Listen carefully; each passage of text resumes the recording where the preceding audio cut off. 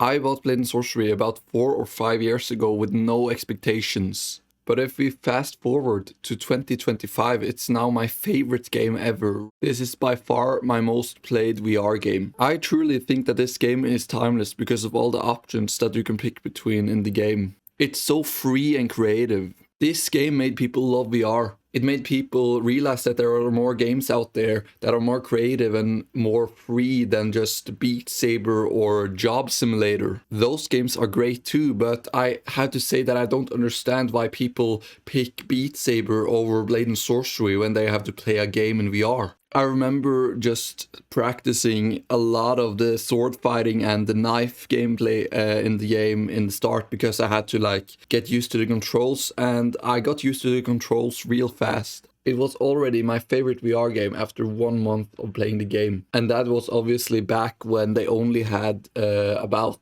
4 or 3 maps, I can't remember.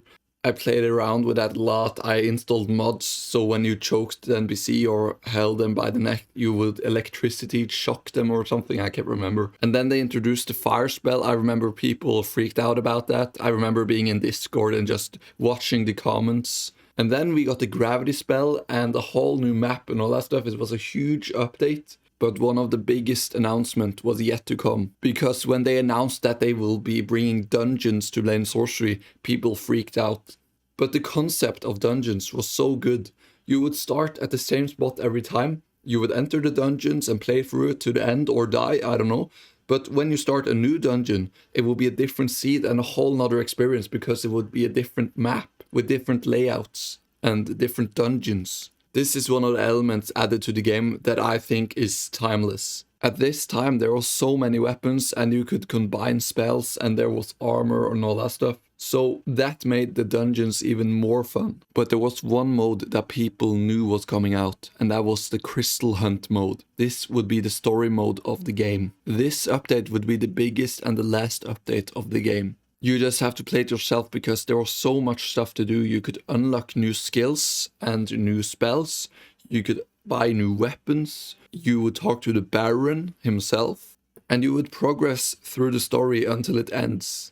It was hard to get used to this new update, but it was way more fun and a whole nother game after it released. All these things combined made the game truly timeless. Because now you could jump into arena if you want to, you could jump into dungeons, or you could play a story mode. There's so much content and things to do and different playstyles and different mods that I can't even explain how much time this game will take from your day. But how did the game survive between every update? Because the time span was so long between every update. The reason why people was so satisfied even when waiting for update for so long is because of the mods. The mods is the biggest reason why this game is timeless. I can't even tell you how many mods there is to pick between when you're gonna play this game. Mods made the game a whole different game because now you could be a Jedi from Star Wars, or you could be Iron Man, or you could be Thor, you could be Doomslayer, and the list goes on. There's different maps, there's different NPCs, and there's different weapons. You can even manipulate the blood. I think the biggest mod for the game up till now is the Outer Rim mod. And please tell me what's your favorite mod down in the comments. So yeah, this is why I think this game is timeless and one of the biggest VR games ever created. I think that I just found the best gun stock for VR ever created. It's called the Wheeled VR 1 stock. It has a rumor of being, quote, the best damn VR gun stock on the planet. And let me tell you, they held up on that promise. This gun stock is the most immersive gun stock that I've ever tested. And it's so easy to operate the gun stock.